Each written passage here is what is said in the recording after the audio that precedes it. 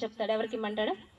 దశమ భాగాన్ని తీసి, మీరు కొంతమంది ఏం చేస్తారంటే మెహర పని కోసం సేవకులకి ఇస్తే మంచి పేరు వచ్చేసిద్ది, ఇంకా వాళ్ళు మాతో బాగా మాట్లాడతారు, ఇంకా మా కోసమే ప్రార్థన చేస్తారు, మేమంటే ఒక పేరు వాళ్ళలో ఉండిపోయిద్దని అని చెప్పి కొంతమంది ఏం చేస్తారంటే సేవకులకే ఇస్తారు. కానీ దేవుడు ఏమంటున్నాడంటే ఆ దశమ భాగాన్ని ఎన్ని చేయమంటున్నాడు?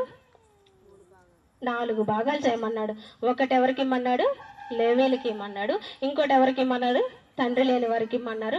ఇంకోటి విధవరాలకి ఇమ్మన్నాడు. ఇంకోటి పరదేశులకి ఇమ్మన్నాడు. ఎప్పుడైతే మనం ఇది చేస్తామో అప్పుడే దేవుని ఆశీర్వాదం చూస్తాం. ఇంకొక మాట కూడా ఉంటది, మీ 10వ వంతుని తీసుకొని వెళ్ళి ఎక్కడ ఇమ్మంటాడు?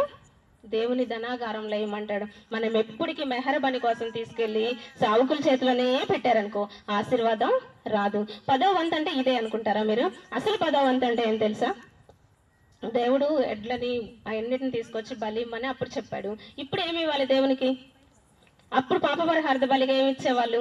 గొర్రెల్ని ఎడ్లని తీసుకొచ్చి వధించేవాళ్ళు. దేవుడు ఇప్పుడు ఏమంటున్నాడు? బలి అడిగాడా దేవుడు? నేను బలిని కోరట్లేదు అన్నాడు. కాబట్టి ఇప్పుడు ఏమి ఇవ్వాలి? మన హృదయాన్ని దేవునికి ఇవ్వాలి. మన హృదయాన్ని దేవునికి బలిగా ఇచ్చినప్పుడే దాన్నే బలి అంటారు. ఎప్పుడైతే మన హృదయం అంతటితో దేవునికి లొంగిపోతామో అదే దేవునికి ఇష్టమైన బలి అంట.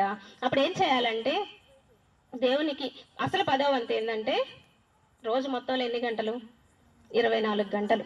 24 గంటల్లో 10వ వంతు ఎంత? 10,000కి 10వ వంతు ఎంత ఇస్తారు? 1000 రూపాయలు ఇస్తారు. 24 గంటలకి ఎంత? 2:30 గంట ప్రార్థన. ఇంకోటి 10 అధ్యాయాలు బైబిల్ చదవాలి. మొత్తం ఎంత? 24 గంటల్లో 2:30 గంట దేవునికి ఇవ్వాలి, 10 అధ్యాయాలు బైబిల్ చదవాలి.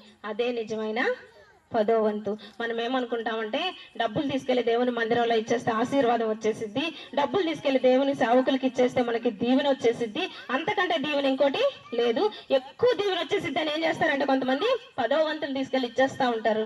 అసలైన దీవెన రావాలంటే ఏం చేయాలంటే ఇది చెయ్యాలి. ఏం చేయాలి? దేవునికి 2:30 గంట ఇవ్వాలి, 10 అధ్యాయాలు బైబిల్ చదివినప్పుడే దేవుని దీవెన, దేవుని ఆశీర్వాదం మనం